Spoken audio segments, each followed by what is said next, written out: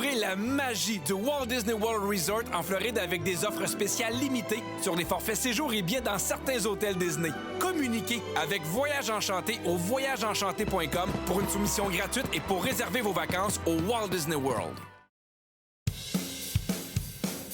Pour planifier un voyage magique au Walt Disney World Resort, vous écoutez Destination WDW.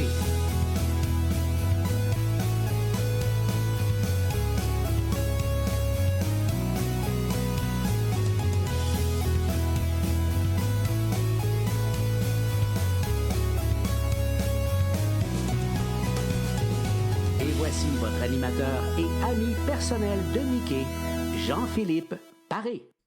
Bienvenue à Destination WDW. Un gros merci pour le téléchargement pour les gens qui nous écoutent en audio. Vous allez retrouver bien sûr tous nos épisodes audio sur notre site web. Également à peu près la centaine de derniers épisodes sur Spotify, Apple Podcast et compagnie. Puis en vidéo, bien sur notre chaîne YouTube et sur notre page Facebook. Aujourd'hui, toujours content de retrouver mon ami et cast member préféré, Michel, qui est là. Salut Michel!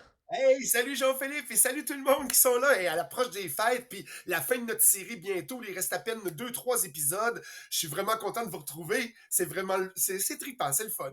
Oui, tout à fait. Oui, c'est ça que tu le disais. Il nous reste quoi, 2-3 épisodes là, sur notre série avant d'en débuter une autre. On annoncera plus tard. Mais aujourd'hui, on continue à parler des secrets de nos vedettes Disney. Puis là, tu nous transportes dans l'univers d'une princesse qui fait beaucoup parler d'elle présentement à cause de la nouvelle attraction basée sur elle qui s'en vient. On parle de Tiana et l'univers de la princesse et la grenouille. Oui, Jean-Philippe, écoute, Disney, cette fois-ci, réunit quand même une équipe gagnante pour faire La Princesse et la Grenouille. Ça va faire la 6e fois que l'équipe travaille ensemble. Puis là, je parle du staff à qui on doit La Petite Sirène, Aladdin, Hercule. Fait que c'est vraiment une équipe qui est bien rodée, qui sait où ce qui s'en va, puis qui va quand même, avant même qu'on commence, qu'on sait quasiment qu'on va faire un succès. Puis le scénario, il est finalisé depuis 2006. Ça fait 3 ans qu'on est là-dessus. Et puis là, ben, je vous le dis, là, ça a été produit en 2009. Donc, il est donc le 115e long métrage et le 49e classique d'animation Disney, des studios Disney. Puis, c'est inspiré du conte Le Roi Grenouille, du recueil des Frères Grimm. Parfait. Là, justement, Michel, là, parce que ça fait quelques épisodes, souvent, quand on présente les personnages ou les films, tu parles comme ça, tu dis, j'aimerais ça que tu prennes le temps d'expliquer pourquoi tu donnes 2 chiffres différents là, pour le même film. OK, ben le chiffre qui est le plus bas, en fait, c'est le film d'animation. Si j'ai des films juste de l'animation, bon, le film 1, 2, 3, 4, 5, 6, 7, c'est beau, là, on parle de Blanche-Neige, Pinocchio, Bambi, Cendrillon, tous ces films-là. Mais les studios Disney, eux, ils font des longs métrages. On a du live action. Là, je parle de Mary Poppins, Parent Traps, toute la série Coccinelle, Robinson Suisse, 20 milieux sous les mers. Là, ça, il faut les mélanger ensemble. Fait que oui, j'ai mes classiques d'animation, 1, 2, 3, 4, 5, 6, mais qui font partie d'une série de films de Disney qui est 1, 2, 3, 4, 5, 6, et là, peut-être que lui, ce film d'animation-là est le 7e, l'autre est le 22e dans la série. Donc, le chiffre qui est plus gros, c'est toujours tous les films Disney, tout ce que ça comprend, c'est nos films, nos longs métrages. Et le plus petit chiffre, c'est quand on parle juste d'animation, que ce soit un Pixar ou Pixar Disney, là, 3D ou 2D, ça fait partie de nos classiques Disney, qui est le chiffre le plus bas. Alors, c'est comme ça qu'il faut calculer notre histoire. C'est bon, c'est bon. Donc, le film, on revient au film. Mais juste par le titre, là, on devine rapidement que bon, la princesse et la grenouille, le point de départ, ça se retrouve dans l'imaginaire populaire à partir d'une histoire là, bien connue, là, qu'on a souvent entendue. Là. Ben oui, c'est sûr, parce que tout le monde connaît l'histoire de la princesse qui découvre son grand amour, puis là, elle va avoir une grenouille, elle embrasse la grenouille, ça devient un prince charmant, puis youpi, l'histoire, elle se termine là. Mais dans la version Disney, déjà là, la jeune fille embrasse effectivement une grenouille. On est déjà dans un premier surprise qu'on s'attendait pas. C'est comme, merde, c'est pas le prince qui devient un prince charmant, c'est pas la grenouille, mais c'est la princesse qui a donné le baiser qui devient elle aussi une grenouille. Fait que là, tout le film, ça va être ça. Ça va être de l'humour, ça va être des frissons. On va avoir vraiment une bonne comédie musicale avec plein d'émotions. Ça va être vraiment trippant. Parfait. Mais en fait, comme tous les classiques de Disney, là, l'histoire de base, bon, a été bien sûr modifiée là, pour captiver l'audience et tout ça. Là. Peux-tu nous dire les grandes lignes du scénario là, pour situer tout le monde, pour les gens qui qui n'auraient peut-être pas vu le film. Là. Ah ben là, si vous n'avez pas vu ça, je vous chicane un petit peu.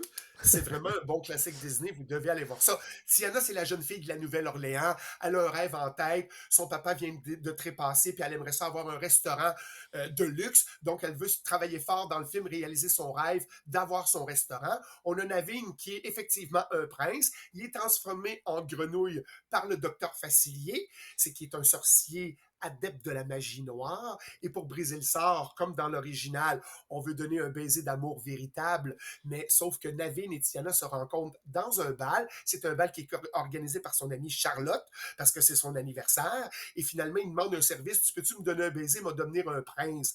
Et là, finalement, ça arrive. Et là, Tiana se retrouve transformée en grenouille. Donc, vraiment, les deux partent à la recherche pour pouvoir, on lui dit qu'il y a une sorcière qui pourrait le faire, une sorcière manière de parler. Il y a maman Odie qui est là, puis qu'elle pourrait est capable de briser le sort, en fait. Donc, on part vraiment dans une quête et une aventure incroyable avec un alligator qui est trompettiste, avec la luciole qui rêve de retrouver son évangéline au ciel. Alors, c'est un peu ça, là. Mais quelle équipe! C'est vraiment génial. Il arrive toutes sortes d'aventures. Vous vous ennuierez pas. Si vous ne l'avez pas vu, vous devez le voir et le revoir. Si ça fait longtemps, là, 2009, là, ça fait un petit bout, là. Allez voir ça, vous allez être surpris de voir comment vous allez vous amuser pendant toute la durée de la présentation.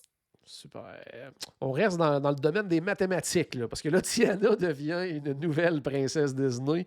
Là, dans le décompte, là, on est rendu à combien de princesses? Ah, ça en fait pas mal. OK. Tiana, là, c'est la 9e princesse Disney. Ce qu'il faut remarquer, c'est qu'elle est afro-américaine et elle est gauchère. Je vais vous parler plus tard pourquoi elle est gauchère. Mais les studios Disney, tu sais, là, ça a été long, là.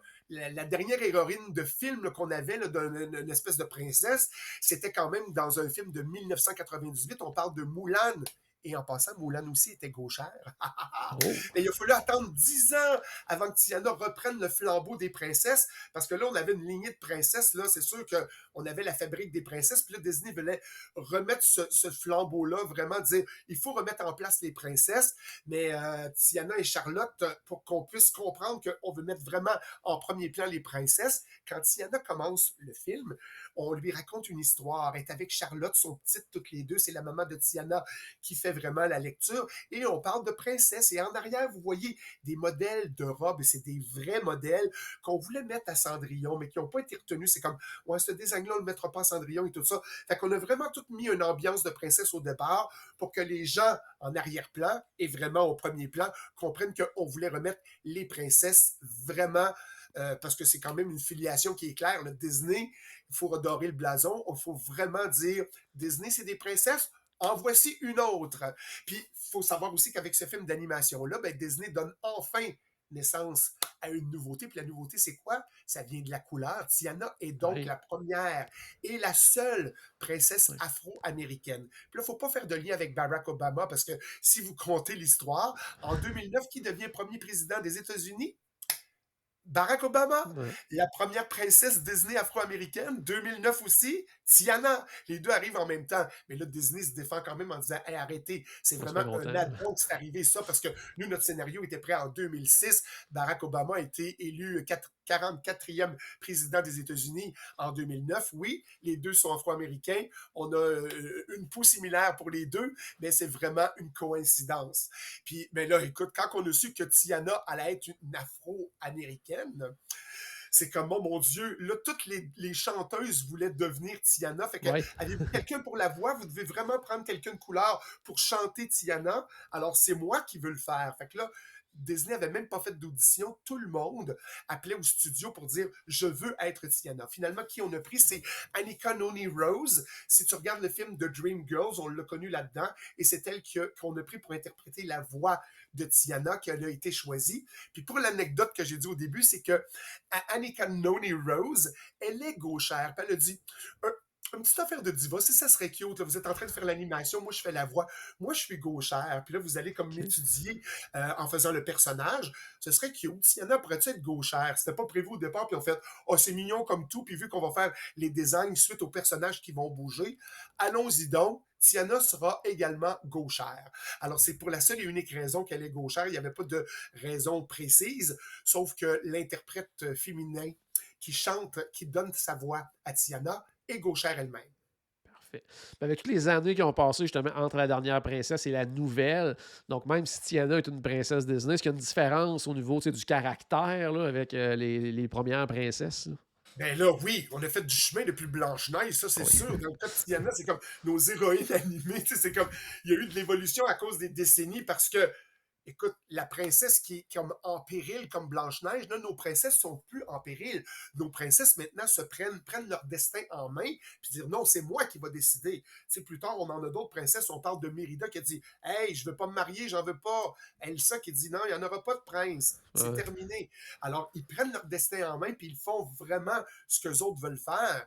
Puis non seulement elle a évolué, mais si on parle de Cendrillon, elle était réduite à l'esclavage. Si on parle avec sa belle-mère et les belles-sœurs, Cendrillon a travaillé, mais travaillait esclavage. Tiana est en réalité la seule princesse de tout ce qu'on connaît des princesses d'avoir une vraie job pendant le film. Elle Ouais. travaille au restaurant comme serveuse. Puis bon, c'est une preuve que finalement, les princesses Disney, c'est pas du temps plein. Mais oui, je vous confirme qu'une princesse Disney, c'est du temps plein. C'est juste une petite blague. Mais vraiment, c'est la seule princesse qui travaille pendant le film. Très bien, très bien. Parlant du film, il y a eu beaucoup de nominations pour La Princesse et la Grenouille, mais aucun Oscar n'a été remporté parce que je pense que Disney est en compétition avec un autre film de Disney. Ben oui, vraiment.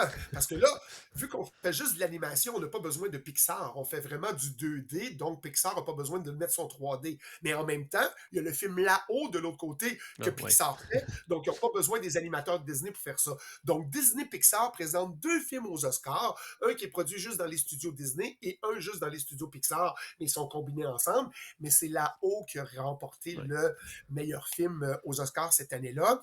Puis on avait les chansons, il n'y a pas beaucoup de chansons vraiment dans là-haut, mais dans les chansons de Tiana, on avait quand même La Nouvelle-Orléans, Almost There, là, Au Oui. bout du rêve, vraiment des belles chansons qui ont été nominées pour la meilleure musique pour les Oscars, mais qui finalement sont repartis bredouilles, eux autres aussi. Mais quand même, bonne nouvelle, c'est là-haut qui a remporté le titre.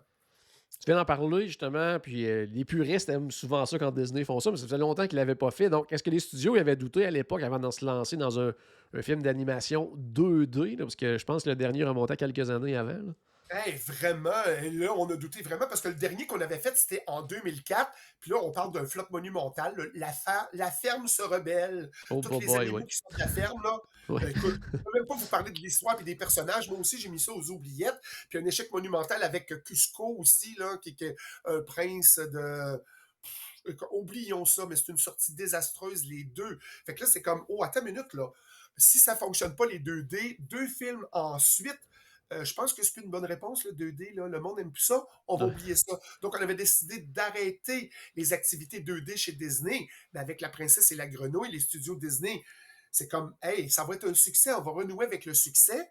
Puis, suite à tout ce qu'on a fait dans les années 2000, qui était quand même synonyme d'échec puis de difficultés financières, on a besoin de remettre ça en place puis de reprendre le blason de tout ça. Il faut faire quelque chose et remettre le 2D en place.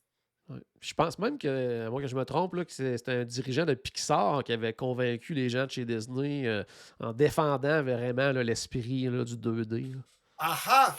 Très bien renseigné, mon cher Jean-Philippe. C'est ça, c'est John Lasseter, en fait, qui était l'ancien chef de chez Pixar, qui Ouais. était aujourd'hui, à ce moment-là, à la tête créative des studios Disney, qui a dit hey, c'est vrai qu'il y a des sujets qui se prêtent plus au 3D, mais tu sais, il y en a qui nécessitent quand même le 2D. On en a parlé dernièrement, La Reine des Neiges. On a remis du 2D là-dedans.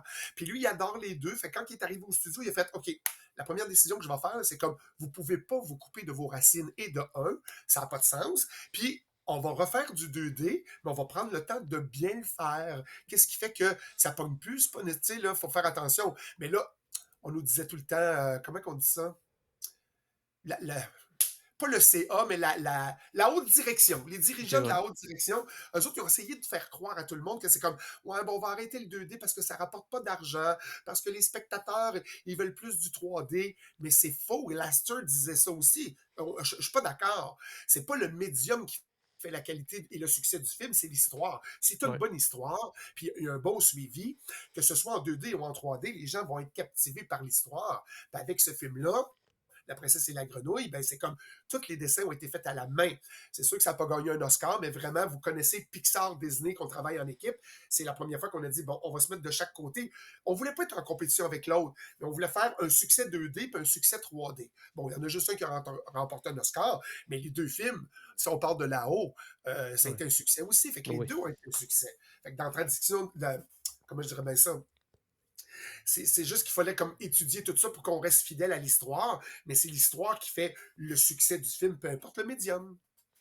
Parfait. Puis pourquoi qu'on dit que La princesse et la grenouille, c'est un conte de fées historique? Ah, historique parce que on est dans une vraie place, on est comme, comment je dirais ça, on élabore comme un récit qui est ancré dans un contexte historique, puis c'est OK. américain, donc l'histoire se déroule en Nouvelle-Orléans, on est en plein cœur des années folles, 1920, puis là, on utilise le décor, au lieu de dire, on va faire des dessins qui inspirent la Nouvelle-Orléans, non, non, Ouais, on est on là. prend 50 000 photos, on prend tous les détails et on reproduit la Nouvelle-Orléans telle qu'elle est. Oui, on le fait en dessin animé, mais on la reproduit telle qu'elle est. Fait que c'est comme, mon Dieu Seigneur, toute la richesse culturelle, historique puis visuelle de tout ça, ça permettait à Disney, tu sais, de mettre en place la grande époque du jazz, qui ajoutait aussi la nostalgie musicale. Donc, on a vraiment pensé aux personnages, comment on est, cette ville-là. Tu sais, le jazz a commencé en Nouvelle-Orléans. Fait qu'on est quand vraiment dans l'apogée du jazz en 1910. Fait qu'on veut vraiment, si vous regardez, là, même les vêtements des personnages, tout le monde est vraiment relié entre 1910 et 1920. Là, on est là, puis on reproduit fidèlement le style, la mode, la musique et l'environnement. C'est pour ça qu'on dit que c'est historique, parce qu'on va faire revivre un lieu qui a déjà existé, bien, qui existe encore, mais dans une vraie ville. Et puis, ça va être quelque chose de vraiment palpitant. Puis, mais Disney, il a quand même changé. Ils ont dû plutôt changer quelques détails du conte là, pour éviter une certaine polémique là, lors de la sortie, là. Oui, parce que dans l'histoire originale, la princesse, elle s'appelait pas Tiana, elle s'appelait Maddie. Puis ce qui est phonétiquement proche de Mamie, Maddie, Mamie. Sauf que c'est quelque chose qui est péjoratif pour les Afro-Américains. Quand tu dis que tu es une mamie, tu es soumise, c'est toi qui fais tout, c'est toi qui fais à manger, c'est toi qui torche. Mais les créateurs ont dit non, on va pas l'appeler Maddie parce que ça ressemble à Mamie. Et le nom de Tiana a été donné, puis on a dit on lui donnera pas la fonction qu'elle avait dans l'original. Parce que dans OK. l'original, on est du sport sur le bord de l'esclavage, dans le sens Ouais. que c'était une femme de chambre d'un aristocrate de la Nouvelle-Orléans, quand même bien traitée, mais une femme de chambre. On a dit non, on va en faire une serveuse au resto, elle a de l'activité, elle a de la puissance, puis elle veut réaliser un rêve et elle est active. Donc, on est obligé de faire ces modifications-là pour que ce soit bien. OK. Je pense que le titre a été modifié aussi. Oui, on l'a modifié aussi, effectivement, tu as raison, parce que c'était The Frog Princess au départ. Et là, ils sont passés de Princess and the Frog. Donc, je répète, c'est la princesse grenouille ou la princesse et la grenouille. Puis OK. là, c'est parce qu'on voulait pas offenser la communauté française. Parce que quand on dit, même on dit ça aux Québécois des fois, hey, c'est des frogs. Mais c'est Ouais. français, ça. Alors, comment je dirais bien ça? C'est un nom qui est dénigrant, qui est donné aux Français. Quand tu es un petit peu trop Frenchy, là, on t'appelle un frog. Puis là, ben, c'est comme vu que c'était dénigrant, puis on a dit, ben là, c'est le retour du dessin animé. Les studios Disney font tout, puis ils se penchent sur tous les détails pour rien laisser de côté pour que ce soit Ouais. vraiment génial. Donc, on a dit, OK, non, ça sera pas The Frog, ça va être la princesse et la grenouille, mais on va pas qualifier le nom d'une personne en disant, toi, t'es une grenouille, toi, t'es une Mhm. frog, en fait. Fait que c'est pour ça qu'on a changé le titre. Parfait. Puis aussi pour ce film-là, je pense pour la première fois, la trame sonore du film il a inspiré les personnages. Oui, parce que là, on parle de Randy Newman. Je l'aime beaucoup. C'est le Ouais. choix qu'on a fait pour le compositeur de la bande originale. Et puis, ça a été naturel pour les réalisateurs de dire on va prendre Randy Newman. Puis pour plusieurs raisons. Parce que non seulement l'artiste a plusieurs fois collaboré avec Disney Pixar, quand on parle de la trame sonore de Toy Story, de Monster Inc., c'est ça. Puis particulièrement avec la Nouvelle-Orléans, parce que lui, il a passé son enfance Ah, là. ouais. C'est son coin de pays à lui. Fait qu'il connaît très bien la musique parce qu'il en est originaire. Fait qu'on disait, ça va être bon. La nouvelle musique aussi, c'est comme, on a vraiment un côté jazzy avec des bonnes atmosphères. Donc, ça va faire une super belle trame sonore. Puis là, on a dit, on va rendre hommage à des monstres sacrés du jazz. Et là, on parle de Ray Charles et on parle de Louis Armstrong. OK? Fait que les références sont aux artistes musicaux, mais on les ramène aux personnages. Si vous vous rappelez du personnage de l'alligator qui adore le jazz, il s'appelle Louis. Donc, c'est pour faire référence avec Louis Armstrong. Et notre alligator joue de la trompette. C'est un joueur de trompette. Louis Armstrong aussi. Du côté de la luciole, qu'on a appelé Ray, c'est en référence à Ray Charles. C'est un chanteur de jazz aussi qui a marqué le jazz au 20e siècle. Donc, c'était deux personnages qui étaient importants, puis on a donné les noms des personnages de ces vedettes de jazz-là. Puis ce qui a fait vraiment, c'était un bon cue, parce que surtout, Louis Armstrong, trompette, et c'était vraiment magnifique. Le personnage, vous allez, ceux qui ne l'ont pas vu encore, allez le redécouvrir, ceux qui l'ont vu. Louis Armstrong, c'est-à-dire Louis dans le film, l'alligator, il est savoureux. Parlant d'inspiration aussi, il y a certains personnages qui se sont inspirés de grandes célébrités de Disney aussi. Oh, des célébrités qu'on connaît. Si on parle du docteur Facilier, qui est un magicien vaudou, lui, c'est un méchant, là, le dernier de la cuvée Disney là, en 2009 quand ça sort. Et là, c'est pas un secret pour personne ce que je vous raconte. Peut-être que vous le saviez pas, mais on a pris le mélange du Capitaine Crochet, notre grand élancé Capitaine Crochet, et le grand Jafar de Aladdin. Puis on a fait c'est quoi le merge de ça? On va faire le docteur Facilier. Le point en commun, on part juste de la petite fine moustache qui est là, mais là, on a ajouté un petit peu de Cruella des 101 Dalmatiens, puis là, on obtient vraiment un méchant qui est manipulateur à souhait, là. Quelqu'un qu'on aime détester, là, mais on a vraiment mis le paquet. Puis qu'est-ce qu'on a donné en plus pour le faire revivre? On voulait faire revivre le roi de la pop, Michael Jackson. On lui a donné sa façon... son inspiration, sa façon de marcher, sa grâce diabolique, tu sais, lui, l'élégance du pop qu'il avait, puis on a même intégré un petit bout du moonwalk. Quand on parle de Michael Jackson, dans la tune de « Êtes-vous prêt? » Quelquefois, on le voit faire le moonwalk. Fait que toute cette réunion-là de Capitaine Crochet, de Jafar, de Cruella et de Michael Jackson, on a dit voilà notre docteur Facilier, puis on en était très contents. Et l'autre, chez le prince Naveen, ce qu'on a fait, c'est dans la version humaine, quand Naveen est vraiment un humain, on a dit ouais, Will Smith, là, il est cool, le monde l'aime pas mal. On va prendre un peu le côté cool de Will Smith, mais la classe du danseur de Gene Kelly. Et même dans le départ, quand il arrive vraiment... Moi, je capote là-dessus parce que Gene Kelly, c'est un de mes... Tu sais, là, c'est mon idole. Je capote sur Gene Kelly. Groundé dans le sol. Puis quand tu le regardes, comment il est habillé, Naveen, au début du film, on a des photos de Gene Kelly qui est habillé pratiquement pareil comme Naveen. Fait qu'on a dit, on va prendre Gene Kelly parce qu'il bouge, il danse, il chante la musique, puis il se promène. Il y a vraiment une belle aisance, puis on va voir ça. Fait que là, imagine, Gene Kelly avec Will Smith ensemble. On a dit, wow, on est au-delà. Tantôt, tu as dit, est-ce que les princesses ont évolué? Lui, il a écrasé tous les princes. Les princes qui savent juste se pencher un petit peu, dire bonjour, nana, on va-tu au bal? Voulez-vous danser? Voulez-vous me marier? Lui, il danse, il chante, puis il fait plein d'affaires. Fait que, on oublie ça. Moi, c'est mon prince préféré, là. J'en aimais beaucoup avant, mais quand Naveen est arrivé, j'ai fait « Oh my God, oui! Je danse, je chante, entertainment, c'est Naveen! » On sait, dans ces histoires-là, les contes de fées, tu sais, il y a toujours une morale. Donc, quelle est la morale de la princesse et de la grenouille? La vérité, c'est qu'il y en a deux morales. Il y a deux points importants là-dedans. Le premier, c'est qu'en amour, il n'y a pas de classe sociale. On en avait déjà parlé avec la petite sirène. Peu importe du monde où tu viens, on peut se combiner ensemble. Oubliez Roméo et Juliette. Oui, deux personnes de deux classes différentes pourraient s'aimer. Et le deuxième, ce qu'on a fait, c'est qu'il faut croire en ses rêves. Et pourquoi il est important celui-là, c'est que même si notre ami Walt Disney a trépassé, on parle de Ray dans le film aussi qui trépasse pour aller en haut, puis qu'on parle toujours de réaliser ses rêves. On fait un rappel à Walt Disney qui disait de jamais désespérer, puis même si c'est dur, continuez à croire à vos rêves, ça va arriver. Fait que je trouvais que c'était un beau rappel qu'on faisait, mais pas moi, tout le monde trouvait que c'était un beau rappel qu'on faisait à Walt pour dire qu'il faut toujours, qu'il a toujours inspiré les gens avec cette morale-là. Donc on a deux morales dans La princesse et la grenouille. Parfait. Concluons cet épisode par ce que j'ai parlé un petit peu, évoqué au début de l'épisode, c'est-à-dire on va faire un tour du côté du Walt Disney World Resort pour prendre des nouvelles d'une nouvelle attraction qui se prépare pour accueillir justement la princesse Tiana. Ben oui, on parle de notre beau Splash Mountain qui va fermer bientôt. Hein. C'est plus une nouvelle pour personne. Je pense que la fermeture officielle est prévue pour le 23 janvier. Oui, Tu me corriges 23 si je me janvier, c'est en trompe. plein ça, oui. En plein ça, hein? Puis on va avoir 1 an de préparation pour accéder en 2004. On va devoir être patient, mais on va avoir quand même une nouvelle aventure qui on va être dans les bayous de la Louisiane. Puis ça va s'appeler Tiana's Bayou Adventure. Puis on dit oui pour le Walt Disney World Resort, on dit oui pour le Disneyland en Californie, mais le Tokyo Disneyland a décidé de garder son Splash Mountain original. On n'ira pas du côté de l'univers de La Princesse et la Grenouille pour l'instant. OK. Est-ce que ça va être différent pour plus tard? Je ne le sais pas. Mais pour l'instant, ils ont décidé de maintenir eux autres, ils aiment bien le Splash Mountain. C'est correct comme ça. Fait que je ne sais pas si on va les obliger à changer.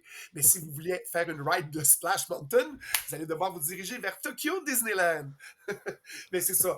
Suite, tu sais, on dit, c'est une plainte? Y a-t-il eu des plaintes à cause de... Parce que Splash Mountain est relié à le film Mélodie du Sud qui date Ouais. de 1946. Il y a des stéréotypes raciaux là-dedans.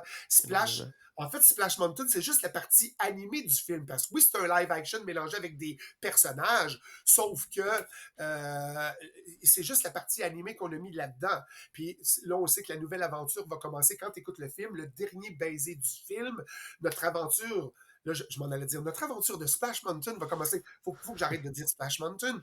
Mais cette aventure-là va commencer avec Tiana qui va être la guide avec nous, avec Naveen puis Louis. Puis on se prépare pour célébrer le Mardi Gras. Donc, tout le parcours, c'est de préparer la fête du Mardi Gras. Fait que moi, je pense que quand on va arriver à la scène finale au Mardi Gras en Nouvelle-Orléans, j'ai l'impression que même si beaucoup de décors vont changer, j'ai l'impression que notre bateau de Zip Pedi Douda va être encore là. Ouais. À la fin, notre bateau avec notre grand roue, là, j'ai l'impression qu'il va être là, remodifié, mais ça va être quelque chose. Mais on va être vraiment dans le style et l'ambiance de 1920. Ça, c'est super important de se rappeler.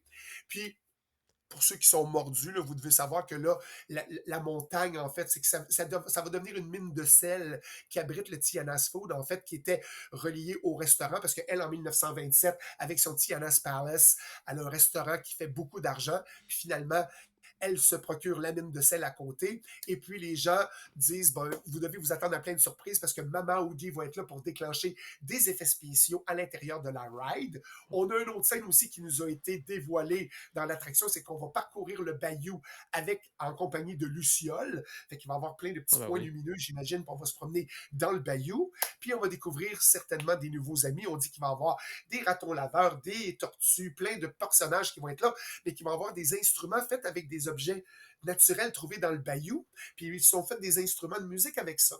Mais si on repasse vite le Splash Mountain, on voit un peu aussi ces choses-là. On s'est entendu que peut-être que quand ça va être les lucioles, les abeilles vont être remplacées par les lucioles, donc on a des points lumineux. Les animaux qui jouaient de la musique, je pense qu'il y en avait déjà avec des instruments. Fait que je ne sais pas comment que ça va être remanié tout ça, mais on donne quand même un look là-dessus, puis mon Dieu, faut voir le costume Tiana. Tu sais, elle tient le point fort, là, vraiment, Tiana, parce qu'elle veut nous transmettre ses valeurs. Dans l'attraction, on veut vraiment véhiculer le respect, le courage, l'ambition, puis aussi ce qu'on disait que l'amour dépasse toutes les classes sociales, mais Tiana va porter une nouvelle tenue. Est-ce que vous l'avez vu? As-tu vu son nouveau costume? Non, j'ai pas regardé, non. C'est cute. Mais écoute, c'est un genre d'exploratrice. Moi, je dirais que c'est la version moderne de Jane dans Tarzan, quand elle arrive. C'est un peu genre à la Jungle Cruise. Puis, ben, c'est ça. Mais on va devoir attendre 1 an pour voir tout ça. Mais si vous allez sur les réseaux puis vous faites Tiana's Bayou Adventure, vous devriez voir les maquettes de quelques scènes que je vous ai parlé, le nouveau costume de Tiana, puis ça va vous activer un petit peu. Alors, c'est ça, Jean-Philippe, c'est ce qui met fin à cet épisode. Puis, je vous dis, il ne faut pas manquer le prochain épisode parce que là, on va être sur la princesse la plus célèbre. On va parler de la princesse Cendrillon et puis on va parler de la version des frères Grimm et de Perrault, toutes les modifications et les complications qu'on a eues. Fait que je pense que vous ne devez pas manquer ça parce que c'est la dernière princesse qu'on va aller en coulisses parce que notre dernier épisode, c'est un spécial Walter Elias Disney. Fait que notre prochain épisode, c'est la dernière princesse à voir. Donc, faites un petit détour puis venez avec nous puis vous allez bien aimer ça. Excellent. Merci beaucoup, Michel. Je t'invite, toi et aussi les amateurs de la princesse Tiana, à aller peut-être aussi la découvrir sur le Disney Wonder, parce qu'on peut aller manger à son restaurant, puis souper spectacle avec Louis qui est là également, qui joue de la trompette, le band qui est sur place pour faire de la musique de la Nouvelle-Orléans, tout ça. C'est vraiment une expérience tripante là, sur le Disney Wonder. Donc, je vous invite à aller découvrir ça si vous êtes fan de la princesse et la grenouille également. Yes! Ben merci Jean-Philippe de m'avoir invité. Puis comme toujours, que la magie tourbillonne autour de vous. Puis je vous retrouve pour le prochain épisode. Faut aller dans les coulisses de Cendrillon, tout le monde ensemble. Excellent. Donc, à la maison, j'espère qu'on a acheté un tout petit peu de magie dans votre journée. N'oubliez pas, bien sûr, que tout a commencé par une souris. Et on se dit à très bientôt. Salut tout le monde. Bye bye! Découvrez la magie du Walt Disney World Resort en Floride avec des offres spéciales limitées sur les forfaits séjours et billets dans certains hôtels Disney. Communiquez avec Voyage Enchanté au voyageenchanté.com pour une soumission gratuite et pour réserver vos vacances au Walt Disney World.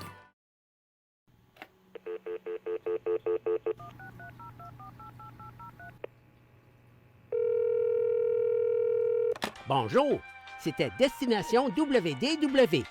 Tous nos épisodes sont disponibles en archive au destinationwdw.ca.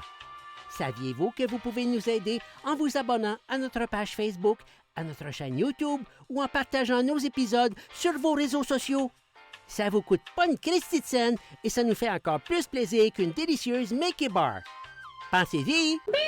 Ça vous coûte pas une christie de scène et ça nous fait presque autant plaisir qu'un souper au Polite Pig. Pensez-y! Ça vous coûte pas une christie de scène et ça nous fait presque aussi plaisir que 10 minutes d'attente pour Ratatouille. Pensez-y!